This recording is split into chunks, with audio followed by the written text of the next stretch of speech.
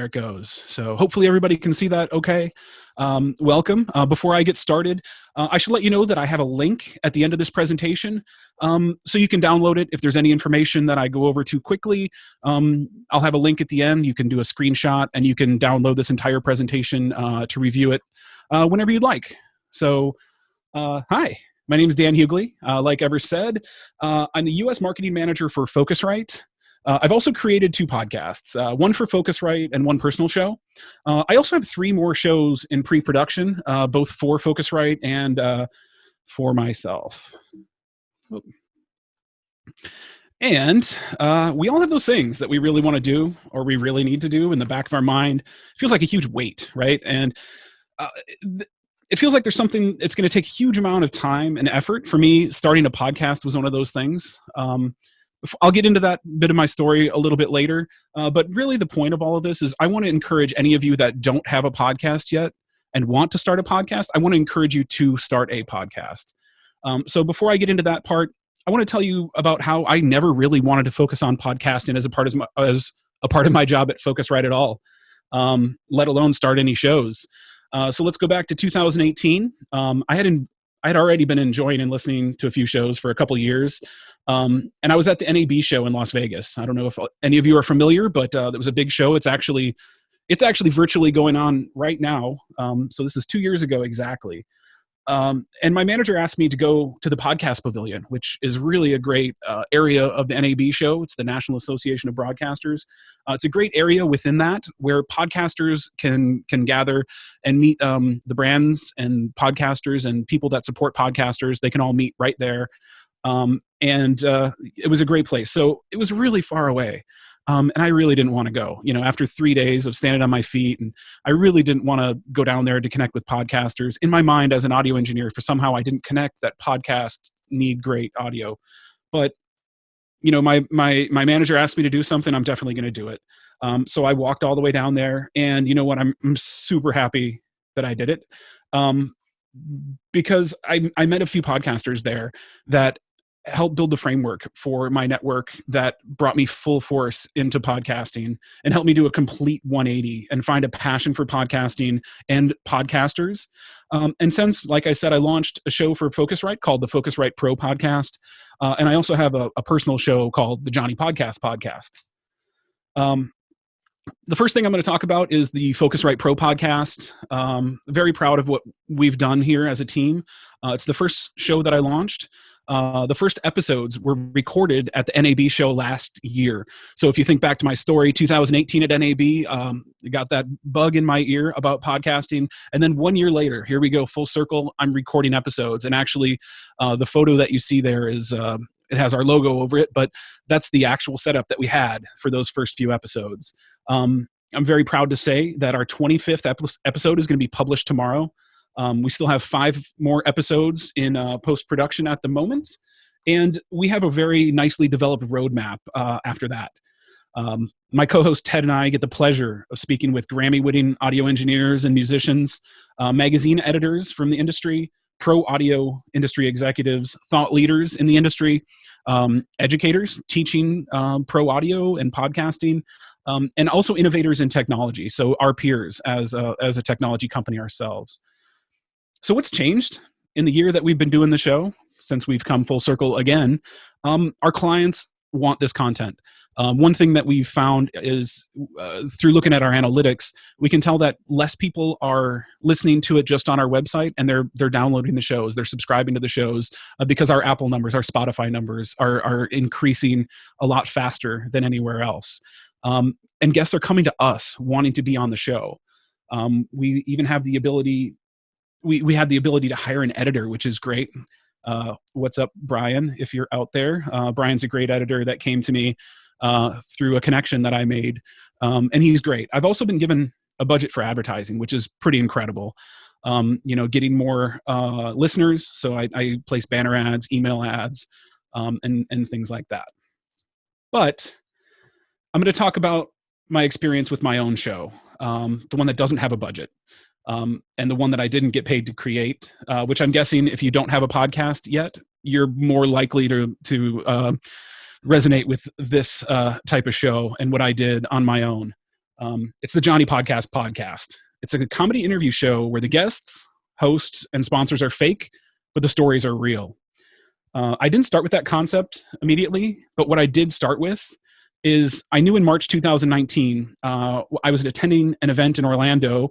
I was challenged by the people at this podcasting event. They asked me why I don't have a show, and I didn't have a good answer for them. And in my head, I wanted to have a show, but I didn't know what it was about. I knew that I wanted to be creative. I knew that I had something to say, and I didn't know what I wanted to say until 8 months later. It was October 2019, 8 months later. And I don't know if you guys have ever worked a trade show before. If you've worked a trade show, you know how it is. You're in close quarters with people for days, and you bond really well. You know, it's almost like summer camp. And then when you're tearing down, it's like the end of summer camp. So you're telling goofy stories, and for some reason we slipped into these bits that later became the Johnny Podcast. And we didn't even know it, but inadvertently we even shot the photo that became our logo that very evening. So it took 8 months from that date to launch my actual show. The whole time I knew I just needed to get started, and that's what I'm here to encourage you to do, is just get started. And nothing was easy. Things get in the way. There's always excuses. There's holidays, there's birthdays, there's distractions. But what I did is I set some SMART goals, and for the most part, I kept to them. So I've talked about launching the 2 shows I have going now, and I realize that not everyone gets paid to meet with and talk to podcasters, but that's okay. That doesn't mean you don't have an opportunity to build a network like the group of friends who happen to podcast that I've started. Remember that your network is your net worth. This is something that a podcaster told me, and there's also a great book with the same title. Your network is your net worth. So the people that you have out there, they're the ones that are going to build you up. And shows like this, Outlier, this is a great opportunity for just that. But I'm a bit of an introvert. I really have a lot of trouble connecting with people, going up to people and just starting to talk. But there's a couple of times, and one of the times was, I'll talk about this. One of the events that we were just at, the last event for podcasting that I'm aware of, it was back in March, which for some reason seems like ages ago at this point. It was in March, and Ever was there. And Ever's a great guy, and he decided to organize a dinner one of the nights. And at first I didn't want to go. I didn't want to go. I wanted to go up to my room and eat alone, like always, but something told me I needed to go to this dinner. I think there was about 15 of us at this table, and Ever did a great thing. He sat in the middle of the table, introduced everybody, had everybody go down the room, talk about what they do, who they are. And it was really a great opportunity to get to know a lot of different people that I wouldn't have known otherwise, and develop some friendships and some business relationships out of that. And one of the coolest things Ever did was stand up and say, all right, you all know each other. Now, how can we all help each other? And that's really what your network is. You're all helping each other and building each other up. And that's something I really love about the podcasting community, is we're all trying to build each other up. But you know, if you are introverted a little more than I am, if you're not ready to step out of that comfort zone yet, get on the Facebook groups. They're a little bit easier. You know, you kind of hiding behind a computer a little bit. You can, you know, ask your question and kind of duck out if you like. But when you ask a question in a Facebook group, make sure that you use the search function first. There's a lot of moderators and a lot of group members that get a little bit frustrated when they get asked the same question about what's the best USB microphone to record with, or what's the best audio interface to record with. You can find the answer to that question just by searching in the group. And podcast events, like I said, local events, there's a lot of small local events, national events. And this is a global event that we're attending right now. It's a global virtual event. Is that going to be the new normal? I don't know. Is it going to be a new trend? I think it will be for the short term for most of us. Like Ever said, the event that was going to be in September is definitely moved to virtual as well. So I'm pretty excited about that. And then meetups. Yeah, I know that's something that right now is a little bit tough for all of us because we're all kind of sheltering in place. But, you know, you'll be surprised at how many podcast meetup groups there are. And I'm guessing that if you can seek them out, they're still doing meetups similar to this, like on a Zoom call. And there's groups, at least one group in nearly every state. So I'm sure that you can seek out one of these groups, find them, and consider joining them in person when things get back on track. So the first thing you really have to do is get yourself organized.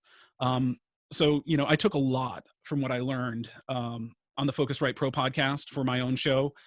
I did a lot of planning and storyboarding until I launched in March. I did some recording just on my phone, just with the voice notes and things like that. Um, I planned and storyboarded for 8 months. Like I said, 5 episodes were completed at launch. And now my goal, I told you I set some SMART goals. My goal for this was a full season of 10 episodes. So I fell a bit flat. I'll talk to you a little bit later about why it's okay that I didn't reach that goal and why I decided to change and modify that goal.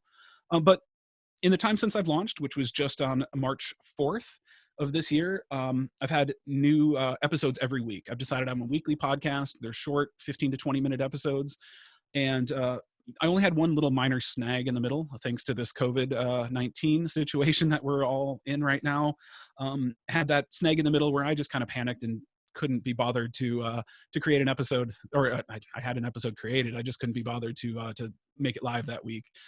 And I have to say my 9th episode went live today, and I have 2 more episodes that are ready to go, which makes me feel really good. I'm not, recording next week's episode this week. It's already recorded. It's already edited. I have my notes all done. Everything's all ready to go. And I'm not a super organized person to begin with. So I have to give a lot of credit for how I got organized to a friend of mine who wrote a great book called The Podcast Planner. Hopefully a lot of you know Addie Saucedo. She's an awesome podcaster. She works for Simplecast, which is a hosting company, and she's just a really great person. If you haven't heard of her book, check it out. It's on Amazon. I'm not getting an affiliate link or anything like that. I just think it's a great book, and it's something that worked really well for me.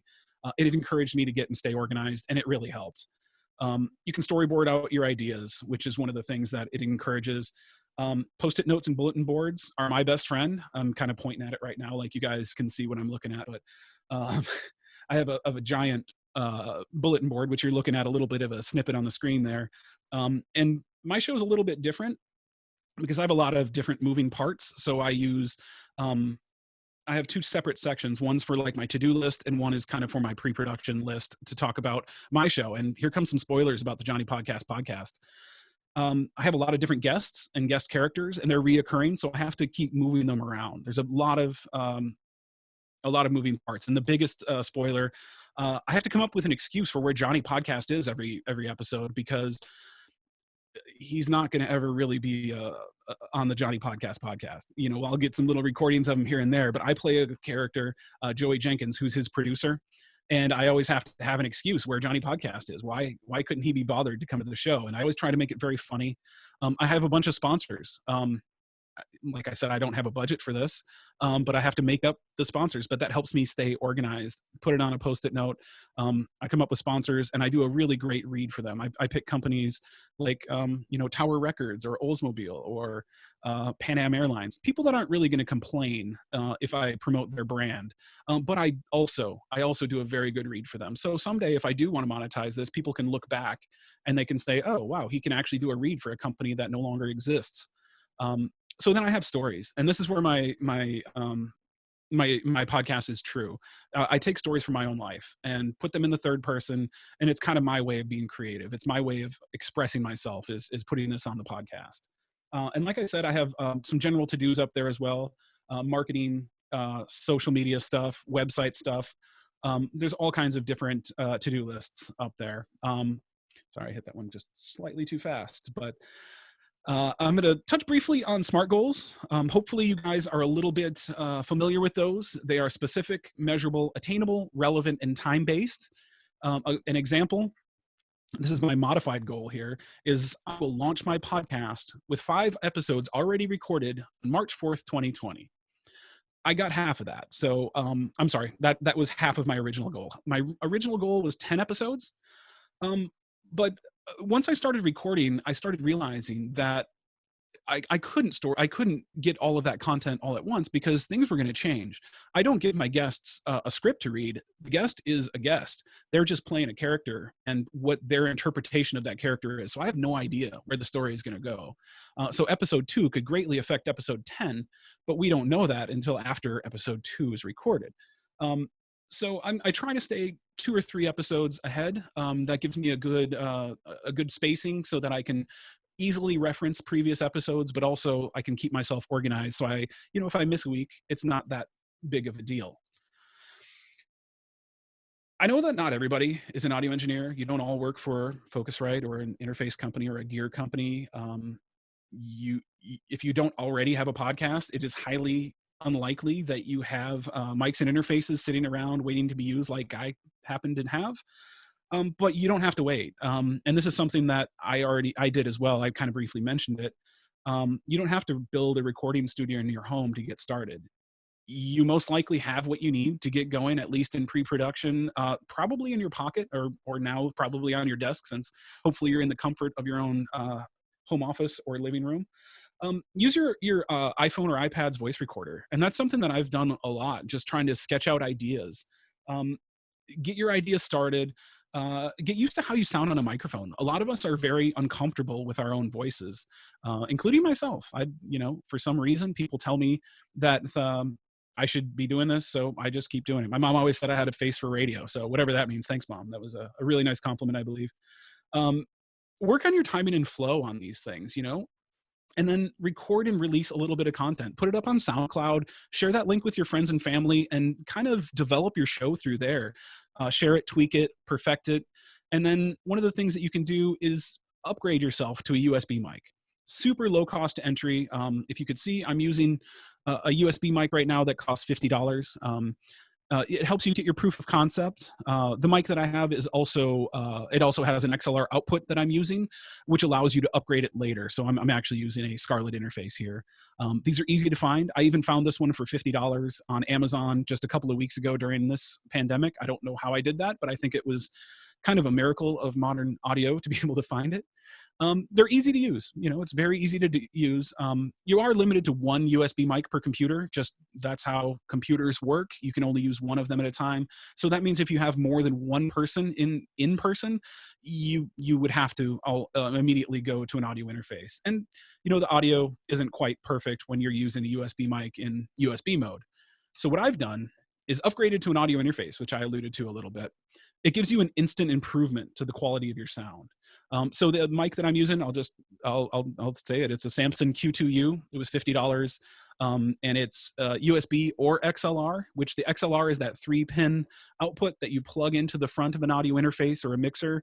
As you can see on the screen there, the little red box is a Scarlett interface, and the microphone is plugged directly into that. That goes into your computer, and you have an instant improvement to your sound quality. You also get the ability to scale that podcast beyond just one microphone. Like I said, you need one microphone for every person that's going to be in the room, and that helps greatly in the editing process.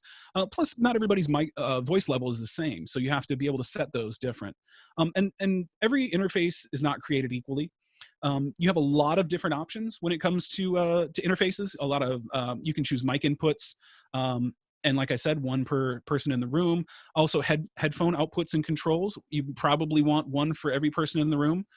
Speaker outputs. That's something that I really like. I use headphones to record my podcast. And then I like to use monitors or speakers to mix and edit my podcast, just to give my ears a break from having headphones on 24 hours a day. And then there's also an optional loopback on a lot of interfaces, so you can record Skype and Zoom calls. And of course, Focusrite is paying for me to be here today. So I'm going to talk a little bit about some Focusrite Scarlett interfaces. Focusrite interfaces are the best-selling brand in the world. Been building them.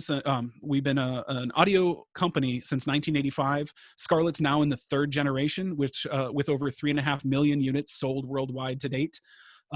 You have a lot of the options that I mentioned on the previous slide. So you can choose 1, 2, 4, or 8 mic inputs, depending on how many of those people that you have in the room. There's also loopback on select models. So personally for my show, for both of the shows that I work on, I love using Squadcast for my remote interviews, which it gives you really high-res audio. Sometimes your guests don't want to use that. They want to, they insist on Skype. I try to be very easy. I try to make sure that personally as a host, my audio quality is top of the line, is the best I can get. If I have to use a Skype interview, I'll use a Skype interview. And loopback is how you get to record into your recording software with with a Skype interview. And also the interface that I'm using right now, Scarlett 2i2. This whole time I've been talking to you, it has a switchable air mode. It has a switchable air mode that gives a little bit more presence to your voice. So I'm gonna switch that off. So now it's off. I'm not sure because of how Zoom works if you'll be able to hear the difference or not. But now it is off.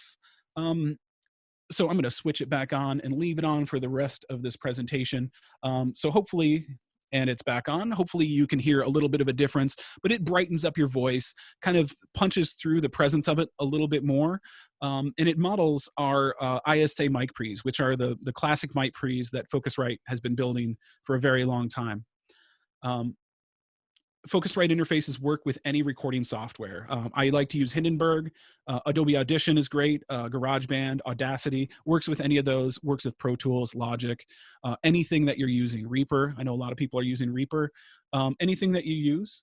You can also use an adapter to connect a Scarlett to an iOS device so that you can record directly to your phone from one of these interfaces, which is really cool if you're on the go and you're not using your computer.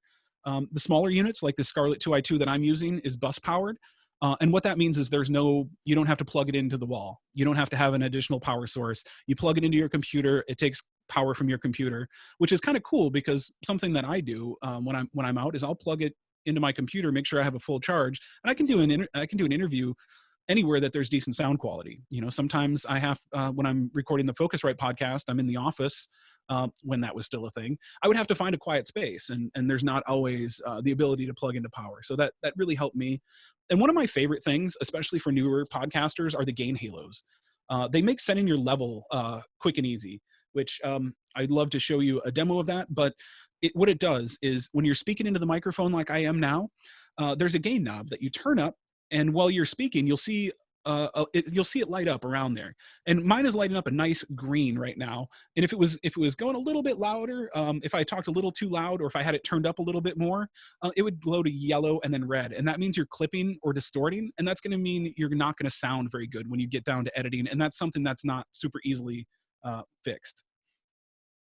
End of my pitch for Scarlett and Focusrite for the time being. There's a lot of podcasters out there that also like Scarlett. One of which, Mr. Julian Placino, spoke at this event last May. He's a great guy. His podcast is super inspiring, Pathways to Success. And, Julian's made a great career out of public speaking. And if you don't know who he is, go listen to his podcast. It's a great show. There's some other really great podcasters here from Tenderfoot TV. They have most of my favorite podcasts. Chris Curran, Lewis Howes, and of course Bandrew. Hopefully everybody knows. They're really great resources. So don't just take my word for it. These are some other professionals who are making a living doing podcasts.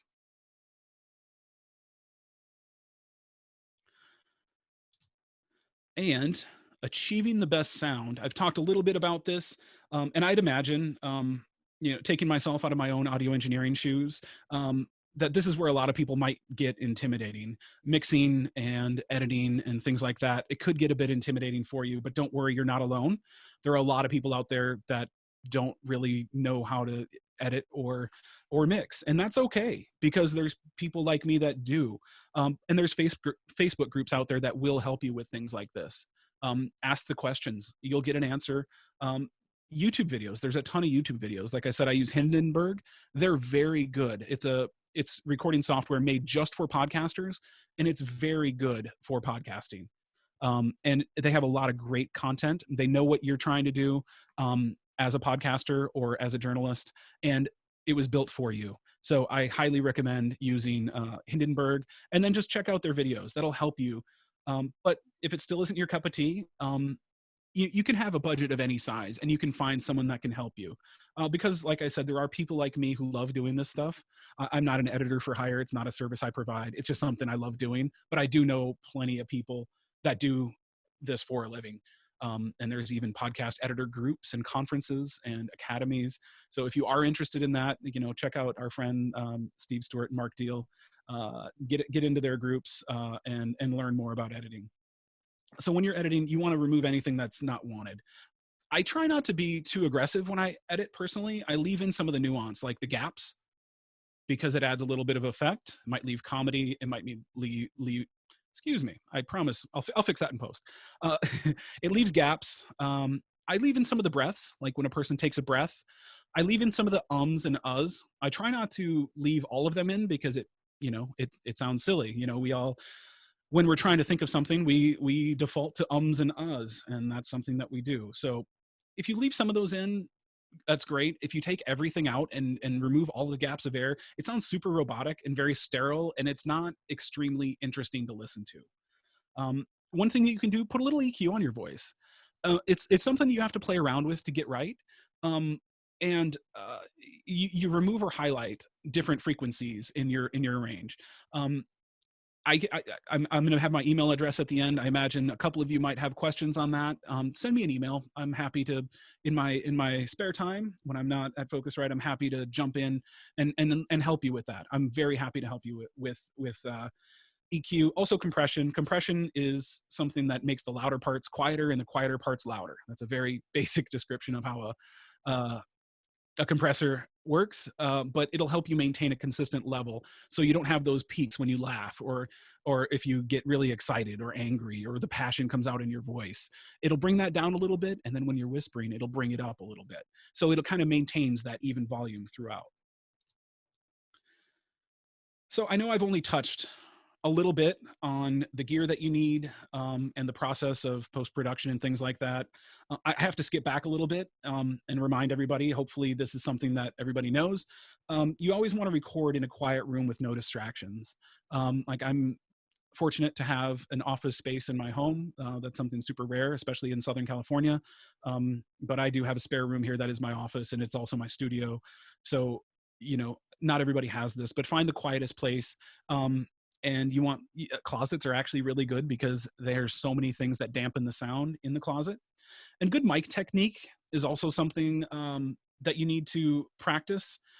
To achieve a good mic technique, it's actually kind of simple. There are videos on this, but one kind of general rule of thumb, and I'm not sure if you guys can even see me or not, but put a fist between you and the microphone.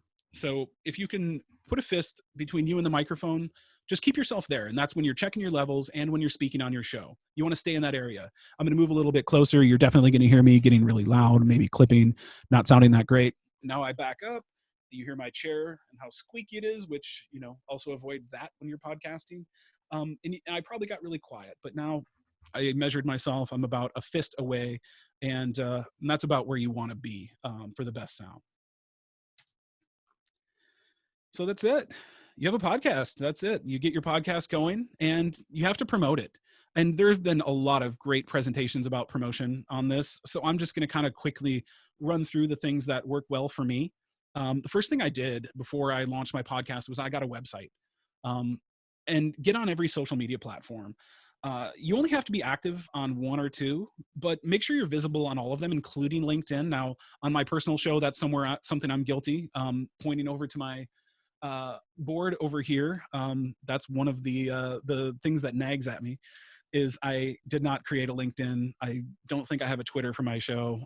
So that's one thing that I need to do and take my own advice on that. Email newsletters are a great place to stay in contact with the people that you work with. You can collect email addresses on your website, deliver a newsletter on a regular basis, remind your listeners and fans that you exist. Let them know what you have coming up. You can tease future episodes. Just interact with them. If you're going to have a live appearance, if you're going to be going to an event, just let these people know. Say I'm going to be speaking at Outlier. Maybe they'll buy a ticket and come hear you speak at Outlier. You never know. Another cool thing to do is swapping interviews. This is something I really like to do and something that I've just started doing. The episode that aired on my show last week on the Johnny podcast was Lulu from 10K Dollar Day. If any of you know Lulu, there was a lot of people did last night. Everybody knows 10K Dollar Day. There's a lot of buzz amongst the outliers for that show, which is a great show. If you haven't heard of it, look up 10K Dollar Day. It's a lot of fun. Lulu and Allison are great hosts, and they've really been doing a lot to take care of everyone during this pandemic. They went from 2 shows a week to 9 shows a week, and somehow Lulu had the time to squeeze in an interview on the Nonsense Johnny podcast, which I'm very grateful for. And then also I just interviewed Ralph M. Rivera yesterday from Podcasters Toolbox. I'm not sure if you guys know him. He makes an appearance at a lot of events, but I interviewed him yesterday, and man, he came prepared. I've never had a guest so prepared. He had notes, and he kind of beat me at my own game there. It was great because he brought up past episodes and made me interact on this, and it was a lot of fun. But then also there's some cross promotion there. Because Ralph will tell his audience that he was on my podcast. I'm going to tell people that Ralph's on my podcast, and then we grow each of our audiences. That it's all word of mouth. It gives you some cross promotion there. Also, there's custom swag. You guys know how this goes. Business cards, signs, banners, t-shirts. T-shirts is something that I printed up for the Johnny podcast. Like I said, I didn't have a budget. It's just, my money. So I decided I wanted t-shirts. I decided I wanted stickers. So I have stickers, but buttons, pens, anything else that you can think of that would be cool for a podcaster. That's it. Just create that and make it available to people. Whatever you can do or afford, draw pictures, anything, any budget, you can create something to remind people to listen and subscribe to your show. So that's it. It's easy, right? Sounds pretty easy. Everybody should do it. Anybody that says I'm going to start a podcast because it's easy and I don't have much spare time and I want to fill it with that, you're wrong. It takes a lot of work. It takes a lot of time. Takes a little bit of money, but I believe in you. I believe in you, and I know that you can do it. If an introvert like me can get on a microphone and start podcasting and then speaking in front of people like this, you can start your podcast. And I want you to, and I challenge you to. I'm going to put up my email address. If there's anything I can do to help, just ask. If you need some words of encouragement, just ask. And there's plenty of us out there that will. So that's it for me. I'm going to take some questions in a second here. I'm going to leave this up on the screen for the time being. And if you have any questions, go ahead and ask. If you don't want to ask them in a public forum like this, email me. My email address is on the screen. That bit.ly link there, it is case sensitive. So if you want to download this entire presentation, just go to that bit.ly link, just grab a screenshot of it right now, and you should be good. Hey, Dan, we do have a question from Martin. So if you can go to the Q&A section or the chats and answer that for him, that'd be great. Let me see. Joe Test has a question. Very interesting. So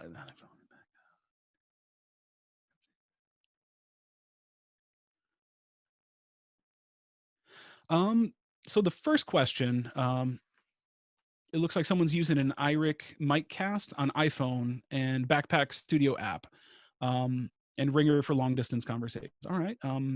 With the Samson Meteor. I'm not familiar with the Samson Meteor mic. I'm not familiar with this gear.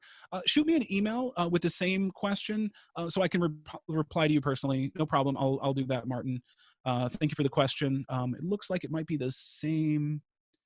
You can use Focusrite products with an iPhone or iPad. That's not a problem at all. You just need to get the camera adapter kit from Apple. Get the one directly from Apple. I made the mistake of buying some of those third-party adapters, and they don't really work that great. So yeah, again, if it looks like, I'm not sure if it looks like those are probably from the same person. So please feel free to email me these questions so I know who to reply to, and I'm happy to reply to in my spare time. Does anybody else have any questions? Looks like there's a couple comments. Thanks for your inspiring talk. I've inspired 10 plus individuals to start podcasting. Oh, nice. Yeah. I can't see the chat. I'm going to stop. So stop sharing your screen. And then you might be able to pull it up. I have pause share. Huh. Oh, there we go. I found it. There we go. Hey guys. Hey, it's Ariel. Ariel's watching too. How's it going? Yeah.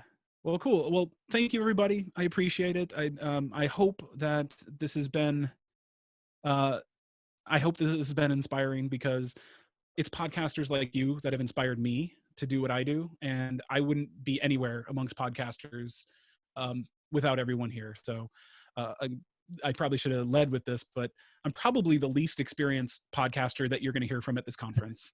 But I've had a lot of time. That's not true, Dan. It might be true. I don't know. It might be true.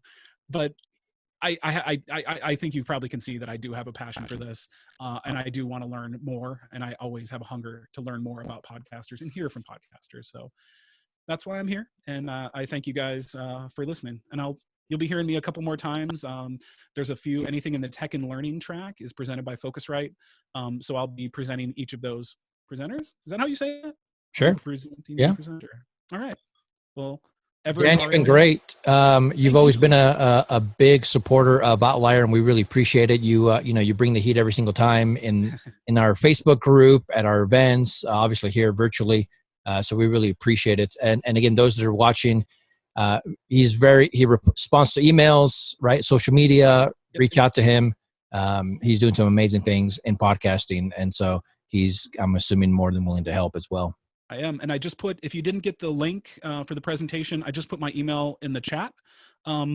Feel free to email me and I can send you a link to it anytime. I'll leave that up there until the next Outlier. And then I'll take it down and switch it out for the new presentation. It looks like we had a question that was not so specific to your conversation, Dan, just a question that said, what should I use to upload my podcast? Where should I broadcast my podcast, and where do I upload it?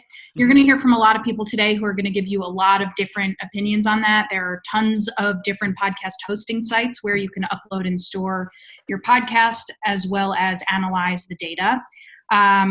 Some are free, some are not free. Some to check out are Buzzsprout, Libsyn, Podbean, Simplecast. There are a bunch of them. So check them out. Check out the different scales that they have. And yeah. And no matter what anyone tells you, no one has a wrong answer on that. No. Yeah. Everybody likes different parts of different podcast hosting sites. I happen to really like the first host that I went with, and that's why I'm there. And it just happens to be that it's someone I know works for that company.